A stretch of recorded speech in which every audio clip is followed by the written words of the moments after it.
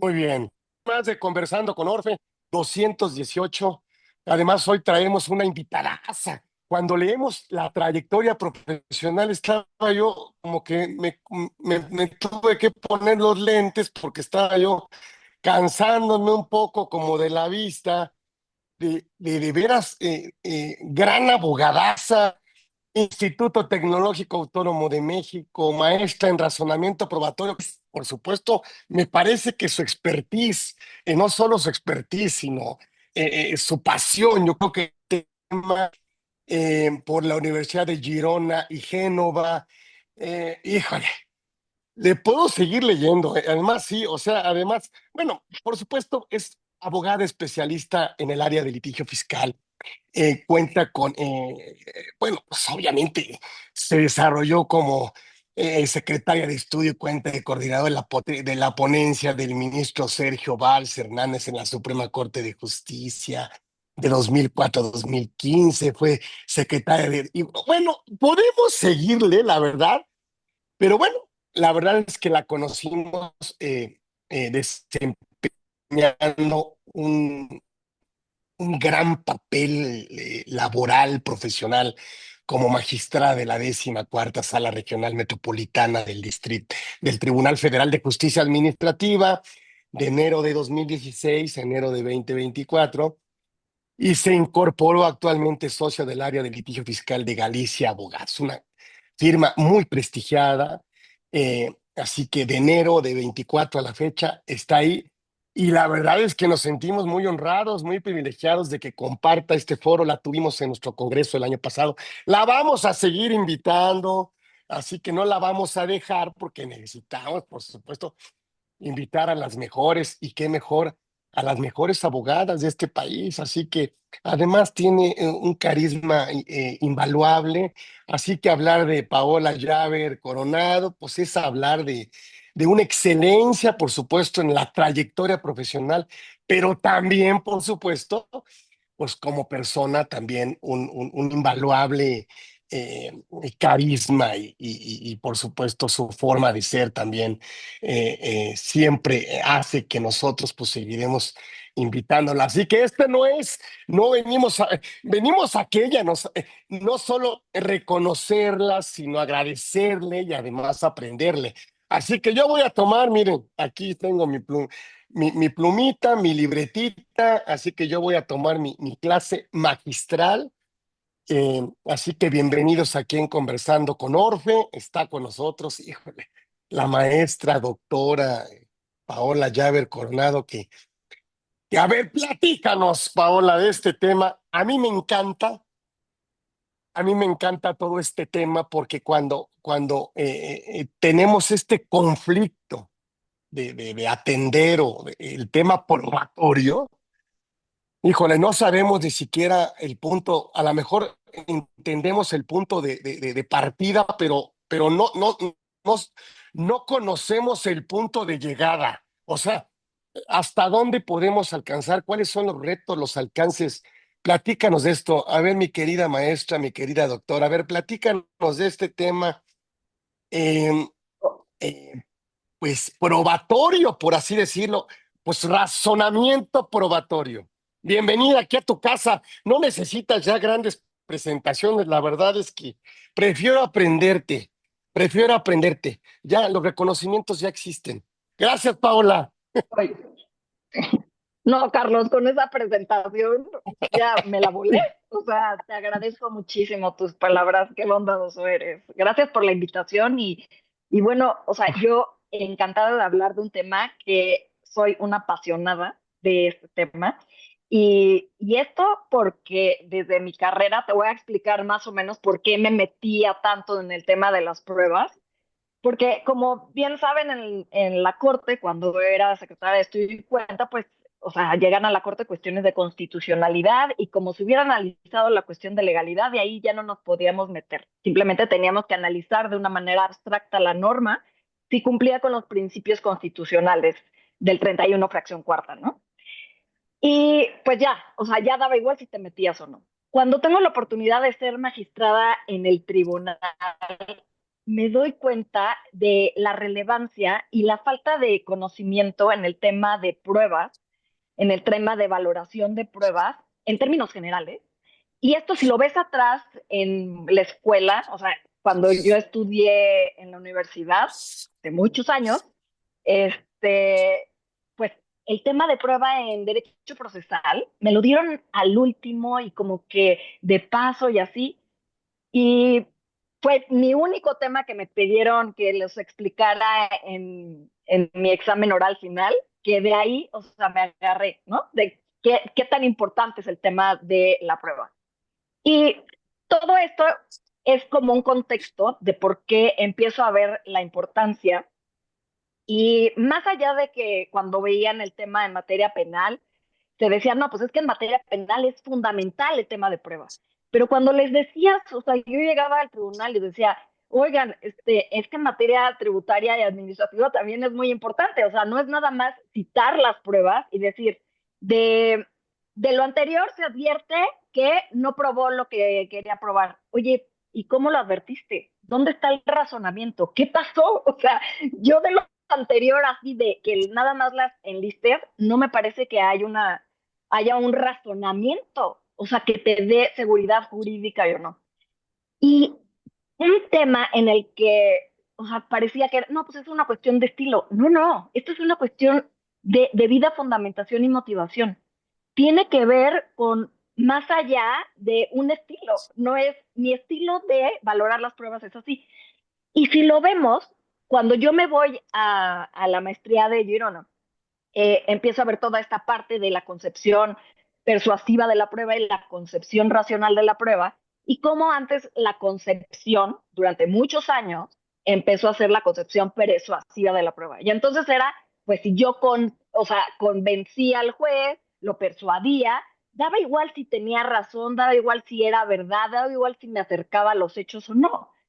Y Ujú, a mí me pareció súper relevante en el que empezamos a hablar de racionalidad. Y en la racionalidad, pues ya cabe el razonamiento, ya cabe el silogismo, no nada más premisa mayor, premisa menor, sino con qué está sustentado. No es, a mí me late que así funcionan las empresas. A mí me late, oye, pero ¿con qué te ujú, late? O sea, ujú, lo estás viendo a partir de una experiencia en la que tú no eres corporativista, tú no eres empresario, tú no sabes cómo se mueve todo, ujú. tú no sabes cómo actúan realmente. Y entonces todo se vuelve un poco fishy, ¿no? Y, y este es un ejemplo que si bien no es en materia fiscal, me parece que es muy ilustrativo de la importancia en la fundamentación y motivación en cuanto a cómo sacan los criterios y una seguridad jurídica. ¿Y por qué? Y por ejemplo, tuvimos un caso en el tribunal que habían dicho del tema de discriminación, que habían discriminado, este era el punto, habían discriminado a un niño porque tenía déficit de atención y ya no le dieron la reinscripción. Oye, tú veías las pruebas y decías, oye, es que no hay ninguna prueba que determine que efectivamente, por un perito especialista, un doctor, el niño tenía déficit de atención. Y en el argumento solamente es que lo discriminaron porque tiene déficit de atención, como es muy inquieto, pues por eso golpea a los otros niños. Oye, y por eso estamos hablando de discriminación. O primero tenemos que probar si efectivamente está siendo un tema de una condición del niño que hace que la escuela diga, lo quiero sacar porque tiene déficit de atención, o lo estoy sacando Ujú. porque pues está golpeando y no hay una manera, está golpeando a otros niños y no hay una manera de controlarlo, ya hablamos con los papás y así, ¿no? Bueno, total que este asunto llega a la corte y no obstante que no estaba aprobado, llega a la corte porque no, en el tribunal, en la sala, se le vio en contra de lo que estaba diciendo porque no estaba aprobado, pero se fue al amparo, pero como es un tema de discriminación, acabó en la corte y sale un criterio. No se puede discriminar en las escuelas a los niños que tienen TDA.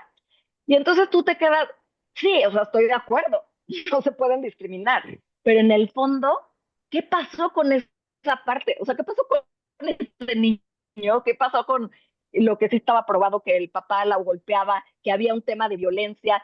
Se dio justicia en ese caso y me parece que ahí se quedó, ¿no? Y eso me llamó muchísimo la atención a meterme cada vez más y más en la materia en la que más he tenido incidencia, que es administrativa y fiscal, y porque me decían como que era una cuestión de estilo, ¿no? Y entonces, viendo todo esto, o sea, ¿qué es el razonamiento probatorio y por qué es relevante en los litigios fiscales, ¿no? Eh, el razonamiento probatorio es un proceso lógico de justificación de las inferencias que se efectúan sobre hechos pasados y que es importante comprender. No se prueban los hechos porque los hechos ya ocurrieron. Nunca vas a tener Ujú, la certeza de que ocurrió ese hecho. Lo que puedes probar es la afirmación del hecho que tú dices que ocurrió. Y es una cosa que parece muy, ay, es una cuestión de conceptos. No, es una cuestión muy sutil, pero nos ayuda a comprender de cómo es imposible cuando hablamos de, no, es que la prueba directa, la prueba indirecta. No, es que no hay ninguna prueba directa, o sea, van a ser inferencias a partir de los elementos que con base en una experiencia, en una máxima de la experiencia, y no mi máxima de la experiencia de mi mundo, sino que algo que esté sustentado con un razonamiento real, ya sea con estadísticas, con estudios científicos, con una práctica comercial, o sea, con un razonamiento que te permita justificar por qué sí acreditas que lo que tú dices que ocurrieron los hechos, sí lo acreditas en el juicio. Y muchas veces, si se ponen a leer sentencias, no, es que no tengo certeza de que efectivamente pasó lo que tú me dices. No, porque las certezas nunca van a existir, justo porque los hechos ya ok. ocurrieron. Nunca vas a tener la certeza. Entonces, tenemos que quitar como esa palabra de la certeza, de nunca me va a dar la certeza. No, hay que razonar. O sea, ¿por qué si pones A más B más C, es muy probable que lo que sigue es D, ¿no? O sea, este razonamiento que digo, ya les pondré algunos ejemplos o les explicaría un poquito más de cómo, o sea, sí debe de existir esto de este razonamiento y estas inferencias. Las inferencias, no sé si es claro, es una asumir, no es presumir, porque no quiero utilizar esa palabra que se utiliza muy comúnmente y se puede confundir con las presunciones legales y no. Pero es una inferencia que yo asumo de estos elementos más estos elementos, es que hay mucha probabilidad de que ocurrió el hecho que tú me dices, ¿no? ¿Y por O qué es sea, fundamental? describo, estamos hablando, yo solo describo para no hacerlo tan subjetivo, estás hablando de una subjetividad, o sea, al razonarlo es entender el origen y el destino o la aplicación o el resultado o la consecuencia, esa descripción no la puedo Es el poder plasmar, presumir como es el, cierta. exacto. Tienes que plasmar ese razonamiento con el que vas a justificar por qué de A llegas Ok, a D. No nada más así, porque se me ocurrió en la ok. cabeza y porque así me latió y fue en mi propio convicción, ¿no? En la convicción íntima del juzgador que se utiliza mucho. Y ahorita me regreso un poco para la parte que sustenta constitucionalmente el derecho a la prueba, pero ¿por qué es fundamental en materia fiscal? Porque en materia fiscal también se discuten hechos con consecuencias jurídicas y Ujú, se deben de seguir estándares racionales y que se justifiquen, porque eso es lo único que va a garantizar las ujú, decisiones legales y va a proteger al contribuyente. ¿Por qué? Porque también la autoridad a veces ni siquiera sabe por qué está diciendo que sí o por qué no. Y si ujú, nos vamos al marco constitucional, que eso es muy importante, es entender que el derecho a la prueba está en la Constitución, está en la impartición de justicia, en el deber que tengas la posibilidad de defenderte de manera adecuada, el 17, el 20 que lo dice de la Constitución claramente, y el debido proceso que lo podemos ver en el 14 y 16. ¿Y cómo te defiendes? Pues con los elementos en donde tú quieres demostrar que los hechos que dices que ocurrieron, pues efectivamente ocurrieron. Y para eso, ujú. ¿cómo lo puedes hacer? Mediante la prueba. Porque si yo te hago nada más el argumento sin decirte, oye, sin probarte, no, pues sí, hay un hecho, y eso voy a explicar un poquito más adelante, de el hecho en bruto, ¿no? Que haces una transferencia. Oye, pues es un préstamo. Oye, no, ahí lo que pruebas es un hecho en bruto, pero si lo ves, la norma establece si es un préstamo o no. Y para eso necesitas cumplir con ciertos requisitos, que eso es una parte institucionalizada, que sería el contrato, ¿no? Entonces, no es nada Ujú. más el hecho bruto, sino el probar los elementos que jurídicamente establece la norma para darle la consecuencia jurídica. Y entonces, pues tenemos que comprender qué es la prueba, entonces, ¿no? La prueba desde una visión racionalista. Si nos vamos a la otra visión, no tiene sentido nada de lo que estoy diciendo porque, pues, me vas a decir, pues da igual, lo que convenza al juzgador, pues es suficiente, ¿no?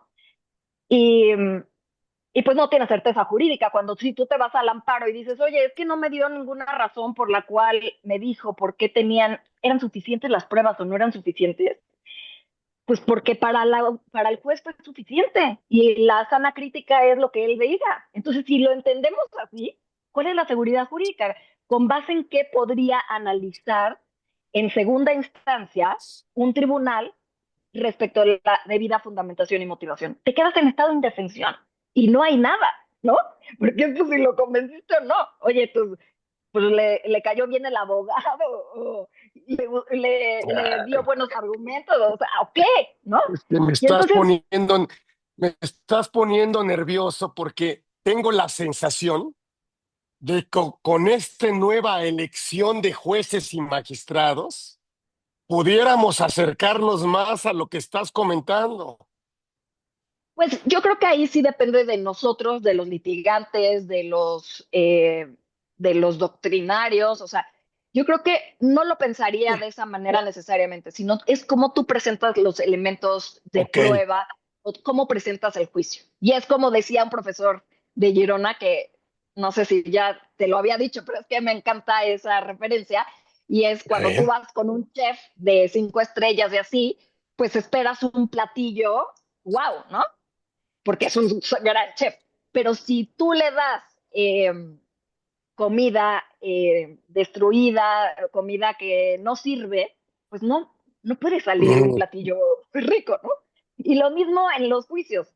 Si tú llegas con una demanda enredadísima, que no se ve claro cuál es tu punto, que sí metes miles de tesis y ujú.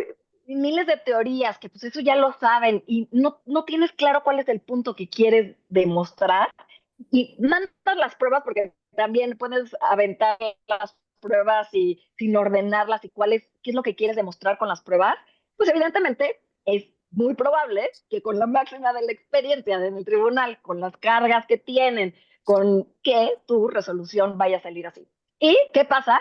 Que empieza un prejuicio, no, están vendidos estos jueces, estos magistrados. Entonces, Ujú. yo quisiera pensar que nosotros nos tenemos que hacer responsables de la parte que nos corresponde para entonces sí criticar una sentencia. De otra manera, me parece injusto poder criticar sentencias así cuando los Ujú. elementos que se le dieron no fueron tan claros y es fácil que te pierdas de la litis, ¿no? Entonces, claridad, sencillez y estrategia me parece fundamental hoy en día con lo que tú dices. Y entonces, bueno, pues sabemos que el concepto de la prueba, ¿qué es lo que queremos? O sea, averiguar la verdad. Y hay varias teorías que dicen es que la verdad nunca se sabe, ¿no? La verdad es muy difícil de poder identificar y están los que creen, no, pues como no es difícil, porque es muy difícil, entonces no nos metamos a ese tema.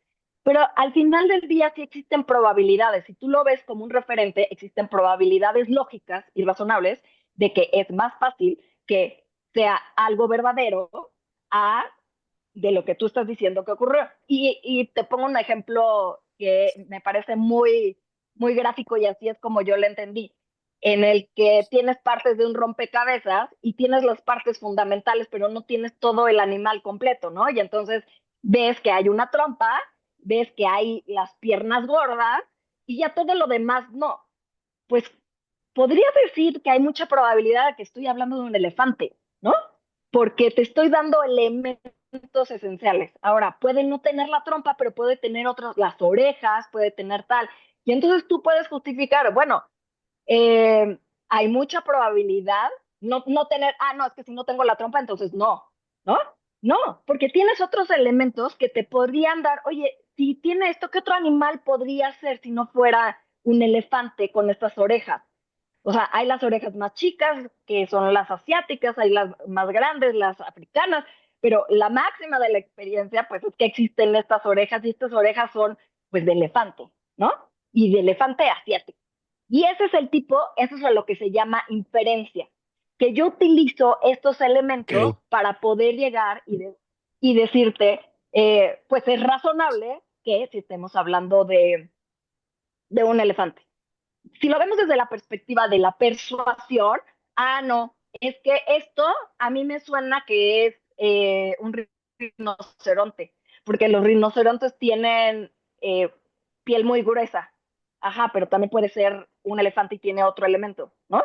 No, pero pues a mí me suena que es rinoceronte y como es rinoceronte tiene piel gruesa, es rinoceronte. ¿Sí me explico? Entonces, ujú, esa es la parte, ujú, es súper emocionante todo el tema de prueba, de cómo lo vemos y cuál es la razón. Y entonces, pues tenemos que identificar cuál es el objeto de prueba, tenerlo muy claro para nuestra estrategia, cuáles son esos medios de prueba y la carga de prueba. En los medios de prueba es cómo se prueba, qué hechos se deben de probar, porque muchas veces, o sea, estamos discutiendo y se plantean cuestiones de hecho que no se están cuestionando, la autoridad no lo está cuestionando. El que lo metas solo revuelve el tema. Es, doy por sentado, en esto no hay discusión, entonces partamos del punto que hay discusión de estos hechos, ¿no? Que debes de probar. Y entonces ahí es donde vas metiendo cuál es la estrategia.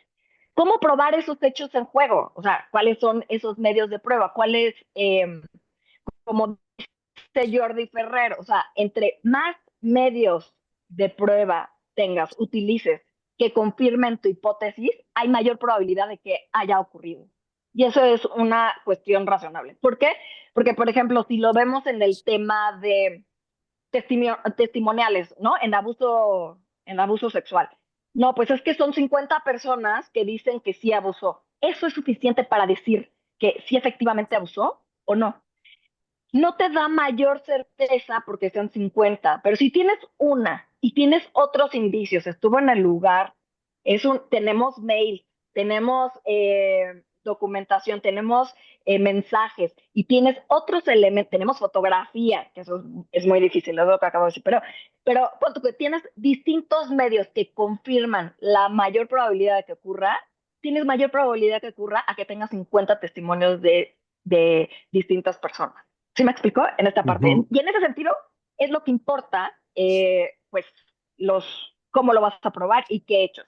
O sea, en materia fiscal, pues es la pericial contable y vamos a ir a ese punto que es súper importante, que no es nada más presento la pericial. Las preguntas que tú haces en lo que quieres confirmar tienen que estar hechas desde una perspectiva en la que el juzgador no podría verlo.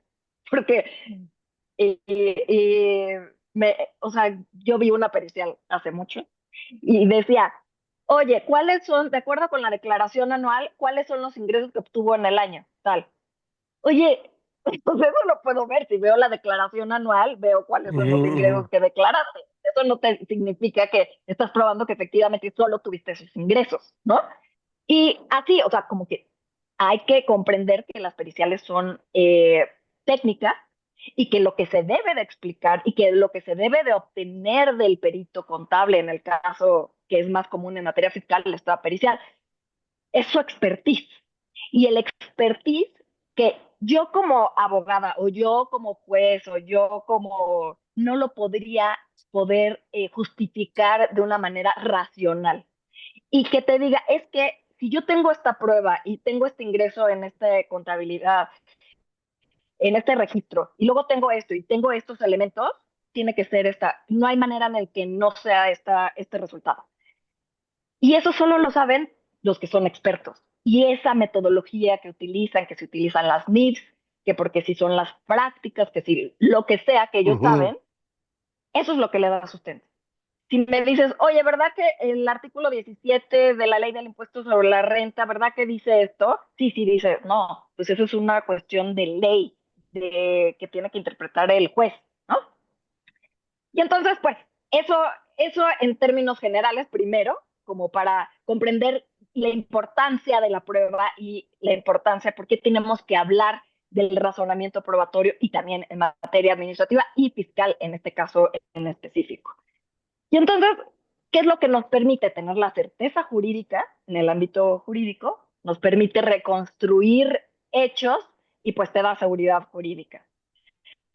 Eh, También lo que te va a permitir es poder identificar cuál es la falla de la autoridad en la falta de fundamentación y motivación, ¿no? Porque entonces, ¿cuál es el razonamiento en el que te sustentas?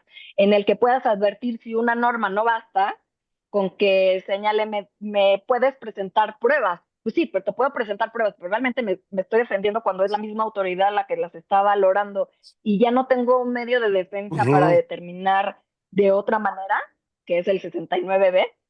Eh, entonces da igual que te dé el plazo. Y para eso es importante, por eso, identificar si realmente te estás pudiendo defender, si realmente estás pudiendo tener esas razones de la autoridad o queda al arbitrio, ¿no?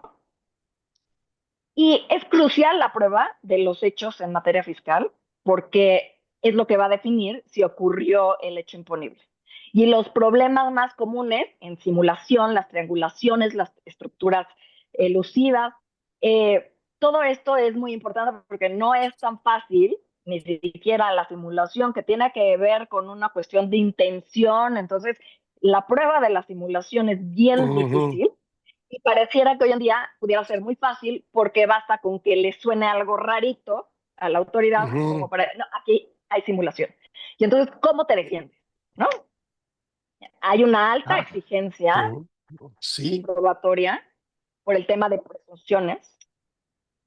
Y pues como te había comentado, o sea, no basta probar nada más lo empírico, sino que se debe de interpretar normativamente, ¿no? Que lo empírico puede ser lo que te decía, una transferencia, y pues el hecho que ya establece la norma es lo que está definido jurídicamente, que es, podría ser como un contrato, ¿no? Ujú. Este, sí, Oye, Paola, a ver, yo tengo una duda que necesito preguntártela porque sé que me vas a...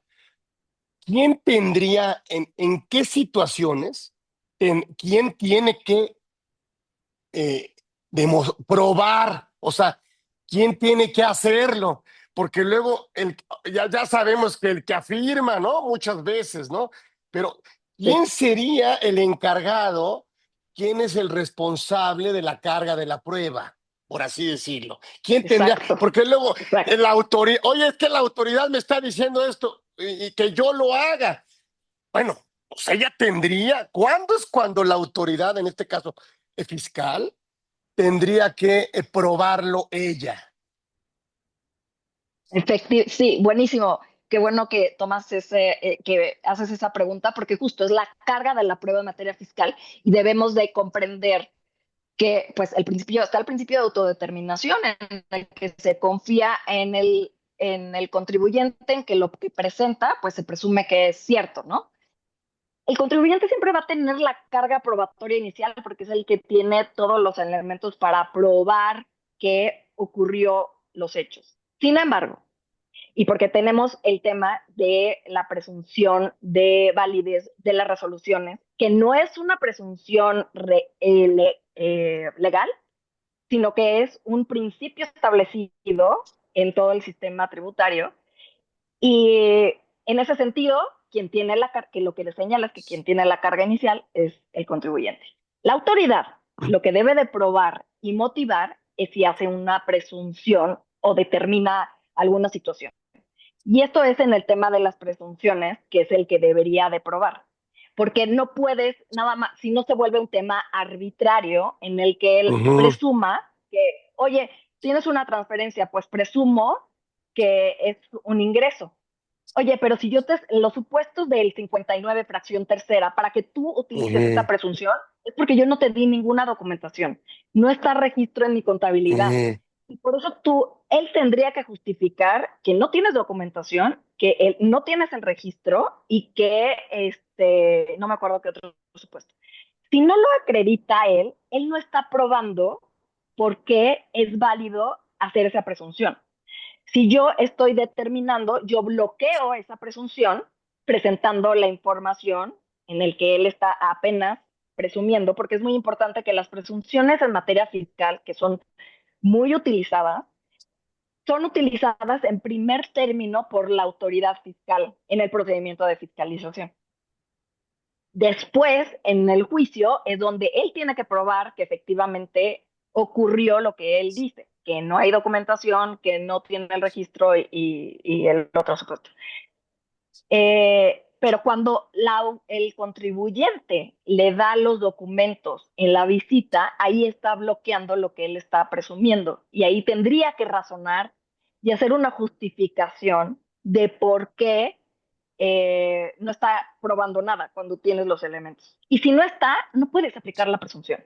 Y está mal ya de inicio. Ya otra cosa es que con los documentos no me parece que es suficiente, no es que en realidad estos documentos lo que prueban es otra cosa. Ese es otro tema. Pero aquí no sería válido justificar la aplicación de esta presunción. La autoridad tiene la obligación de justificar por qué con esa documentación es como si no hubiera documentación y no tiene relación, ¿no? O no me estás presentando realmente la documentación respecto de la transferencia que te estoy diciendo, que estoy observando. Y esa es la carga que tiene la autoridad. La carga de también es como hay tesis de la Suprema Corte que hablan del principio de la carga dinámica y es quien puede probar mejor, es el que debe de hacerlo. Y Porque si te vas a la teoría, sí, está hecho. Es que, fíjate, es que ha pasado, por ejemplo, y tú que eres ahora sí que en temas, por ejemplo, de materialidad. A ver, aquí está el registro contable, aquí está el CFDI, aquí está el contrato, que es de alguna manera lo único que se conserva en el tiempo. O sea, de alguna forma, o sea. eh, pero bueno, yo me acuerdo, tú me dirás que la sala superior cae en una trampa y además, y no analiza el tema, ¿sí?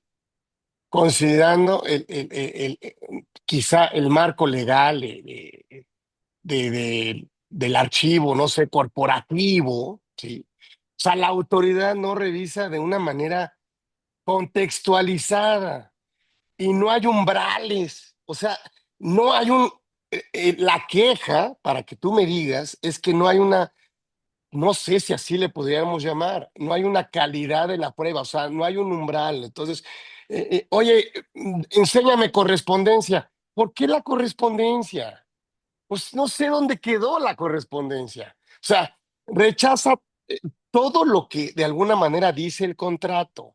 Entonces, si las partes, pues, no se quejaron en el Inter y no renovaron el contrato o no lo volvieron a ratificar o no cambiaron las condiciones, ¿sí? Y no se quejaron de lo que firmaron, del acuerdo de voluntades, y todo se hizo como acuerdo verbal, pues entonces la autoridad lo rechace, ¿no? O sea, oye, es que eso pasó verbalmente, ¿no? Pero el contrato, entonces, esta lectura estrecha de los contratos que me parece que va en contra del modelo de negocios actuales, o sea, de estar innovando en la libertad contractual, yo diría, porque así son los empresarios y ahora en cualquier parte del mundo agarran su teléfono y hacen acuerdos, ¿no? O sea, ¿qué me comentas sobre esto? ¿Cómo deberíamos cuidarnos como contribuyentes? sí, y justo eso, ahí es donde está la importancia del razonamiento probatorio y entender el marco probatorio desde un aspecto general, porque, o sea, los documentos contables son importantes, pero no concluyentes. La factura y el pago, Sí. pues tampoco prueban la materialidad. Y justo el comprender esta máxima de la Ok. experiencia, en el que cómo se mueve, cómo son los negocios, cómo es lo Sí. que te ayuda a justificar o no. ¿Cómo te puedes defender ante la autoridad de el supuesto que tú me estás diciendo de, oye, es que de manera verbal no se puede como no tienes el documento fechado? Oye, ¿quién Ujú. dice y con base en qué me estás justificando que un contrato no lo puedo hacer de manera verbal? Sí, tanto en China, Japón, aquí en México, Estados Unidos, si tú ves cómo es el modelo de negocios, no hay manera en la que Ujú, tú me puedas decir que es, si no tengo firmado en esta fecha y así, las formalidades no desvirtúan el ujú, tema. Y ahí tenemos que llevarlo al tema ujú, jurídico y a nuestro marco jurídico, ¿no? Hay cuestiones que te dan validez si se ujú, hacen de cierta forma, porque oye, no, pues esto, él me lo vendió, me vendió su departamento. Oye, sí, pero ¿quién tiene la escritura pública, no? Y esa es la certeza jurídica que te da, pues, la parte y el derecho mercantil, en el que sí, si es mayor de cierto monto, tiene que ser ante escritura ujú, pública, con notario y tal, ¿no? ujú, Y ahí te establecen las formalidades. Y entonces bastaría con que yo te estuviera ujú, dando, por ejemplo, esta escritura pública y que en todo caso sí es cierto que puede ser falsa, pero para eso tú me tendrías que demostrar en ujú, dónde está la ujú. falsedad, ¿no? Oye, no, porque la firma no es mía, estoy objetando de falsedad ese documento que en principio tiene un valor probatorio alto. Ese es por una parte de cómo te puedes tú defender y es súper importante el tener el contexto en el que justo la autoridad no te está dando ese razonamiento lógico para Ujú, desechar esas pruebas. Y por otro lado, esa es una parte de lo que tiene que razonar, pero por otro es, oye, el umbral que tú dices, el umbral de suficiencia umbral, probatoria, sí, es lo que denominamos, bueno, lo que se denomina como estándar probatorio. ok. ¿Cuánto es suficiente para poderte demostrar que hay materialidad y cuándo no? ¿Hasta qué más necesitas? ¿No? Oye, compré un coche, tengo la Sí. factura, tengo la transferencia, ¿qué más? Ah, no, pues quiero ver la foto cuando lo recibiste y que fuiste a la agencia. ¿Por qué? Eso no tiene, si tú me estás pidiendo esa prueba, Ujú, tienes que justificar por qué esa prueba sería necesario. Es lo que yo te diría. Oye, ¿por qué esa prueba es el, ¿cómo se llama? La trompa del elefante? ¿Por qué te la tengo que probar para que puedas ujú, valorar lo que te estoy diciendo? En todo caso, me deberías de decir y tendrías que decir qué otra hipótesis podría ser si no es esto lo que te estoy dando. Si te estoy dando la factura, te estoy dando la transferencia, si no, ¿qué es? O sea, ¿qué pasó aquí? ¿Cómo lo ujú, ujú. interpretas? ¿No? Y estamos Sí, hablando de sí, un sí, hecho sí. fáctico y estamos hablando de un contrato que se regula en la ley y que te demuestra que pues, tú eres el propietario, ¿no? Entonces, pues justo eso es lo que pues hay que ver desde esta perspectiva. Y esas son las reglas de valoración, que son los umbrales, y que, por ejemplo, en el tema de presunciones y el razonamiento probatorio, es muy importante si lo comprendemos desde la teoría de qué es lo que funciona el 69b, ¿no? Que se ha considerado como una presunción legal juris tantum, y que porque te permite presentar pruebas, es, Ujú, es un error fundamental, porque si tú analizas la norma, no basta con que tú presentes las pruebas, la autoridad nunca prueba ni acredita exacto. absolutamente nada porque dice que de los datos que tiene en su sistema o en su base de datos, él infiere que hay una operación inexistente. Oye, pues ¿de qué hecho estamos hablando? De una insuficiencia de capacidad operativa para poder llegar a ese razonamiento. De entrada, necesitas más información. De tus datos no puedes obtener que, como no ves tantos activos, que te parece que es una proporción de un activo a 1 millón, ¿no? Tienes un activo y como tienes 10 millones, pareciera que está algo fishy. ¿Por qué? ¿De dónde es? O sea, piénsalo en los casos de software, ¿no? En el que no necesitas tantos activos y puedes generar muchos ingresos. Y este tipo de cosas son en las que la autoridad no justifica y nada más infiere. Ah, como puedes señalar en esta resolución que se te notifica, pero está el criterio de la Corte que no te puedes ir en contra de esa resolución porque es preliminar. No te puedes ir en Ujú, contra ujú, de la primera publicación, no obstante que cuando te publican tus datos, aunque estés en presunto EFOS, pues ya estás, ujú. ya estás como en la ficha negra, ¿no? O sea, ya ya no estás, los otros, los que quieren contratar contigo, pues ya se la piensan, porque qué tal que tú traes un problema y yo no me quiero tener ningún problema con el fisco, ¿no? Entonces, claro que desde ahí, de la afectación de una inferencia que hace sin tener los elementos, eh, y sin tener la oportunidad, da igual que tú después presentes las pruebas. Ya cuando presentas las pruebas, las presentas a ojo de buen cubero de lo que tú te imaginas que se imaginó la autoridad. Y ahí hay un umbral que determina la autoridad de manera subjetiva. Ah, pues esto no es suficiente, con esto no me acreditas que sí haya Así eh, es. suficiente. Y entonces, si tú vas desmembrando el artículo y vas viendo cómo se le establecen muchísimas cargas al contribuyente para que él sea el que tiene que probar asumiendo de lo que tenía, lo que infirió sin justificación. Y entonces, pues, o sea, no te dice absolutamente nada. Tú deberías, el contribuyente debe de poder impugnar esos razonamientos y que sean pruebas suficientes y poder decir, oye, sí es suficiente esto. Entonces es muy importante, por eso, comprender que todo el marco y cuál es la razón que hay subyacente respecto de esto y la importancia del tema en materia probatoria, en materia fiscal, ¿no?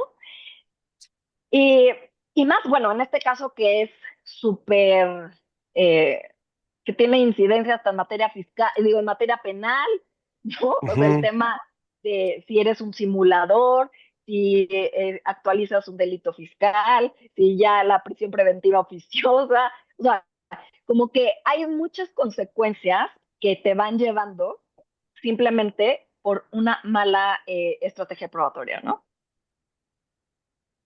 ¿Cu- ¿Cuál sería, a ver, de manera que, cuáles serían, al ser una facultad de gestión, por así decirlo, el tema de la publicación en la lista definitiva y a partir de los 30 días que tiene el EDO presunto, o sea, porque bueno, ya fue EFO definitivo, por lo tanto se convirtió en EDO presunto. ¿Cuáles serían las recomendaciones? Porque esto que estamos hablando no aplicaría en una facultad de gestión, sino en una facultad de comprobación, ¿no, Paola?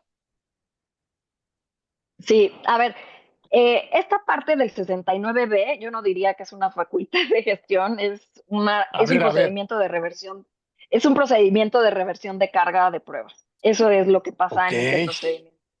Porque, y es donde se le permite a la autoridad a que haga una presunción, y es más bien una inferencia, con una fuerza probatoria de una presunción legal. Ok. Por eso es que yo no diría que es una presunción. Y el que sea una fuerza, eso, el que le dé una fuerza de presunción, cuando las presunciones son las que ayudan a resolver cuando no hay elementos suficientes de prueba. Y esos elementos suficientes de prueba que te pueden, que la ley, la norma, establece cuál es la consecuencia, ¿no? Y estos, pues aquí todo se queda a nivel de la autoridad. Ya cuando llega al Exacto, tribunal, exacto, ya no se discute el tema exacto, de la presunción, ya estás en otra exacto, discusión. exacto. Entonces, Sí. si partimos de este vicio, claro que le afecta de que si tienes los 30 días a los EDOs para presentar la documentación. Como Ujú. dice, el problema, a ver, el problema fundamental de esta parte de la presunción, y es, hay que, por eso es lo que tú decías de comprender el contexto en el que se está, cuando la Corte analizó el 69B en el 2015, analizó dentro de un contexto normativo muy distinto a lo que empezó a hacer en 2017 y 2019, que empezaron a dar consecuencias jurídicas indirectas en el estar en la lista de los CEFOS. Bastaba con estar en la lista de los CEFOS, esto Ujú. significa que bastaba que la autoridad dijera, no sabes qué, hay inexistencia de operaciones y estás listado para te puedo iniciar una cancelación un procedimiento de cancelación de sellos, Ujú. ya no puedes acudir a ningún beneficio, ningún estímulo, o sea, y todas estas consecuencias que te da por estar en la lista simplemente en la lista del 69B. Oye, ¿está definitivo? ¿No está definitivo? No, ya está definitivo para la autoridad. O sea, para la autoridad ya te lo Así aprueba. es. Y entonces, si partes de este vicio, que a mí me parece grandísimo, este vicio lo llevas al tema de los CEDOS y se hace una presunción de falta de materialidad, pero ¿cuándo se justificó qué? O sea, Ujú, ¿qué fue? ¿De dónde llegas a solamente porque tú consideraste que no fueron suficientes para decir que mis comprobantes no tienen materialidad? Y en eso salió después unos criterios de la Corte en donde decían, no, a ver, no te puede determinar consecuencias jurídicas, pues evidentemente porque ipso facto, si tú utilizaste esos comprobantes y dedujiste en un año, pues ya lo aplicaste en tu declaración que hiciste, ¿no? ujú. Para revertir esos efectos, evidentemente tiene que ser por el ejercicio de facultades de fiscalización. Si no, Ok. no puedes tener ningún efecto, o sea, no es ipso facto. Hoy en día, bajo la percepción y así, dices, no, pues mejor llevarla bien, a ver si tengo los elementos de una vez me acerco para que no vaya a abrirme una visita. Y Ujú. entonces está como este terror fiscal, ¿no? Que, Sí, que sí, se sí. vive de, no, pues más vale, aunque sea violatorio, aunque sea tal, pues mejor me acerco, mejor. Y siempre, claro, siempre es mejor acercarte, ¿no? Pero pues eso es lo que nos lleva, ¿no? ¿Y qué necesitamos? O sea, o sea, no sé, me dirías, bueno, ¿y ahora qué hacemos? ¿No? Me parece que los jueces y magistrados tienen que estar especializándose en este tema, en el tema de razonamiento probatorio, valoración de prueba, para que puedan comprender mejor las operaciones complejas. Y eso va a mejorar la calidad de la valoración probatoria. Pero esto sí va a depender mucho de los litigantes, de este empuje y así. O sea, y no se trata de que pongas en la demanda, o sea, porque también eso pasa, que haces como tu doctrina, ¿no? Es que la valoración de las pruebas, o sea, no, lo tienes que aterrizar, lo tienes que Ok. explicar cómo debiera de ser y tú concatenar los elementos. O sea, si te estoy dando A con esto B, con esto, de acuerdo con la operación económica, no podría hacer otra cosa que lo que te estoy diciendo, ¿no? Y esos razonamientos son los que me parece que van a impulsar a tener un mejor razonamiento dentro de la sentencia, ¿no?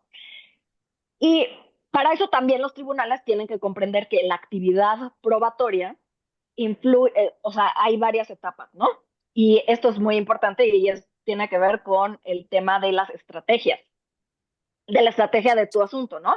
La parte del ofrecimiento, la parte de la admisión, o sea, si bien es cierto, tú puedes presentar las pruebas, como comenté de la parte de la pericial, pues las pruebas que sean idóneas y pertinentes. Puedes presentar una prueba pericial que sea necesaria para determinar lo que tú quieres, pero si las preguntas de entrada no están dirigidas al punto técnico que no podrías desprender de otras pruebas, la verdad es que esa prueba se debe de desechar, porque lo único que vas a hacer es alargar el juicio innecesariamente, Ujú. carga al sistema, porque van a tener que llamar al tercero, al tribunal. Eso es un costo para el tribunal, es un costo para el Estado, y al final te van a Mm, decir, desecho la prueba. ujú, Entonces, ujú. para hacer eso, también hay que, dentro del procedimiento, tienes que enriquecerte de elementos probatorios que sean necesarios. Oye, ay, pues aviéntale todo. Más vale toda Sí, esta sí, caja sí, a sí. nada. No, la verdad es que es lo mismo. Si avientas miles de pruebas a nada, tampoco te ayuda mucho en la defensa y puedes confundir si sí tienes la razón, ¿no? Ujú, ujú, Eh, ujú.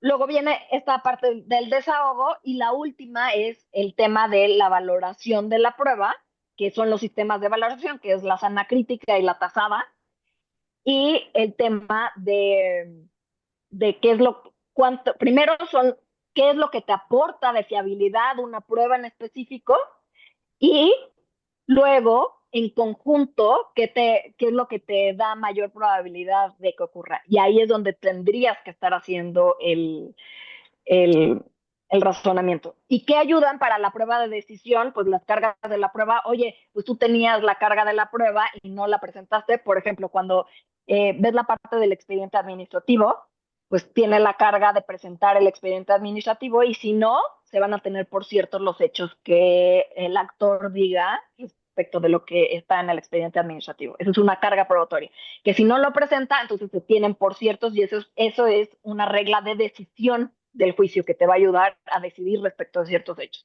El tema de presunciones, si lo hablamos, no la supuesta presunción 69b, sino las presunciones reales que se establecen para dar seguridad jurídica, cuando es prueba, no tienes pruebas suficientes, la norma te establece cómo debes de resolver y qué se entendería por probado.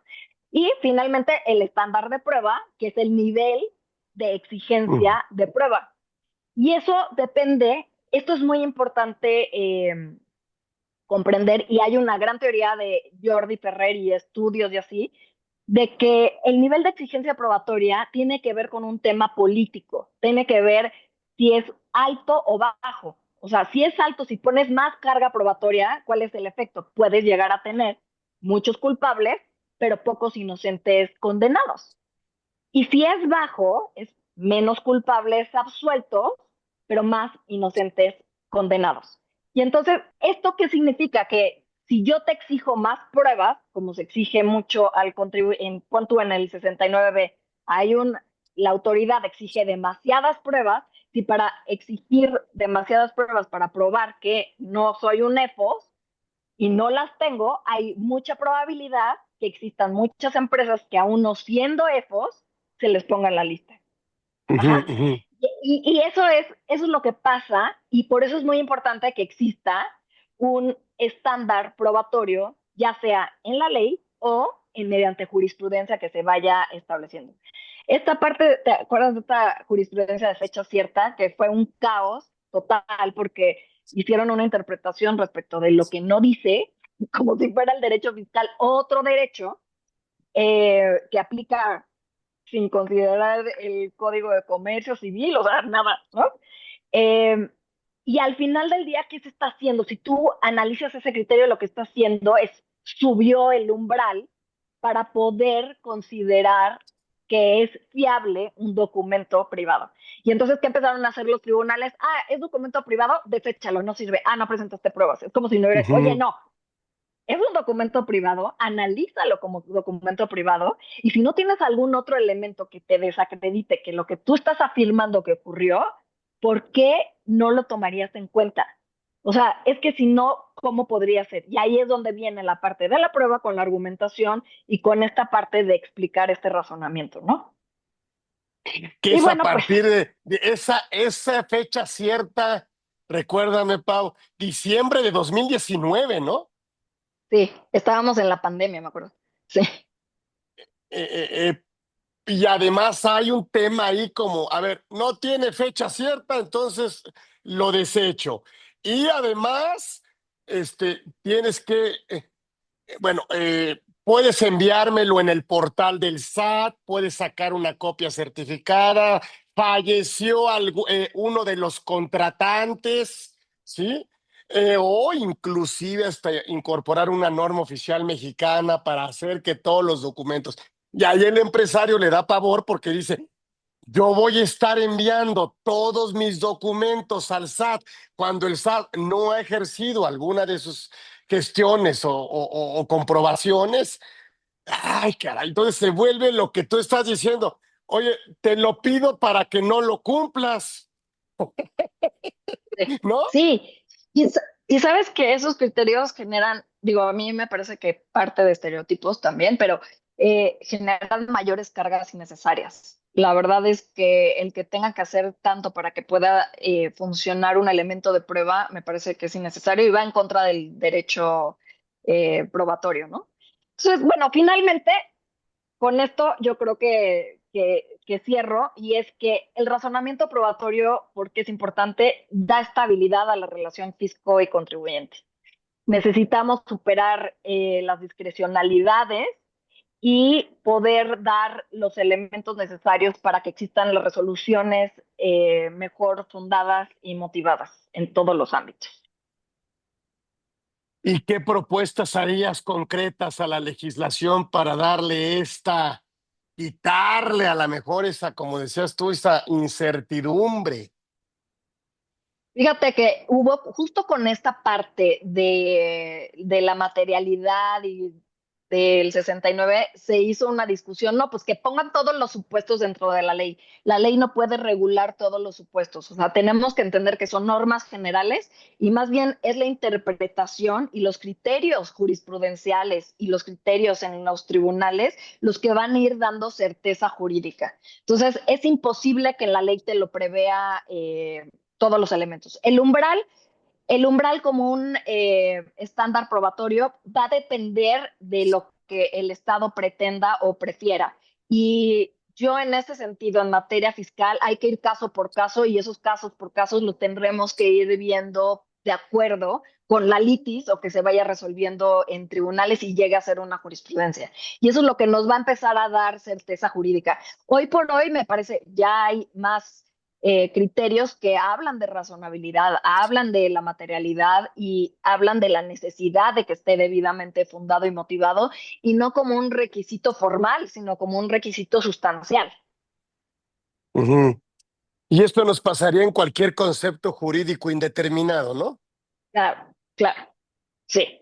No O sea, de tengamos algún... miedo a los conceptos jurídicos indeterminados. O sea, lo que hay que tener miedo a permitir la arbitrariedad. Y en eso, pues, es el tema de cómo te defiendes y cómo presentas Eso. los elementos con una estrategia. Ay, caray. Oh, ya se nos fue el tiempo, caray. Oye, déjanos ponerle ahí. Continuará así, Sí. ¿no? Etapa uno o conversatorio número uno, ¿no? Espere el siguiente. El siguiente capítulo. ¿No? El siguiente capítulo, ¿no? Ahí tenemos un reconocimiento, ¿verdad? Ya tiene muchos aquí la doctora, pero pues es que nos regala su tiempo, nos da su conocimiento, nos Muchas gracias. ayuda. Así que aquí está un pequeño, ahora sí que hablando de materialidad, para que no digas, mira, aquí está un documento, ¿no? Que nos da la Muchas certeza. gracias. Así que en la vamos a seguir invitando, si nos lo permite ella, muy amablemente aceptó, la aprendemos mucho, y así que, pues, ¿qué le podemos decir? Pues con todo lo que somos, con todo lo que hacemos, pues gracias, mi querida Paola. Ya ver, aquí estuvo aquí, híjole, pero no la vamos a dejar. Les prometemos que no la vamos a dejar, la vamos a seguir así como, ah, y la vamos a ver cuándo seguimos y cuándo damos otro y qué más hacemos y qué sigue. Así que yo les prometo a toda la comunidad Orfe que no la vamos a dejar tranquila. Mi papá decía que ¿para qué Muchas se gracias. lleva si no se aguanta? Exacto. Así que Ay, yo Carlos. me comprometo a traerla para que nos enseñe. Ya saben, pues es una abogadaza en todos los sentidos. Y entonces, no podemos decirle más que gracias, Pau, por haber estado aquí. La maestra y doctora Paola Llave estuvo con nosotros en este conversatorio, Orfe, que con mucho cariño preparamos para toda la comunidad Orfe. Y qué invitadaza tenemos. Así que ya quedó y nos vemos. Le agradecemos mucho a la Ya quedó. doctora que estuvo aquí. Ya quedó aquí ya quedó grabado. Aquí ya Ya quedó y quedó. entonces nos vemos próximo miércoles Gracias. en otra edición más aquí en Conversando con Orfe. Muchísimas gracias, Pau. Muchísimas Oye, gracias a todos nada más, ustedes. Sí. nada más un pequeño. No soy doctora, soy doctora trunca. Maestra sí, pero nada más para que no me vayan a Bueno, pues demandar. pues ojalá tuviéramos más maestras, doctoras truncas así. Ojalá tuviéramos más invitadas, doctoras truncas.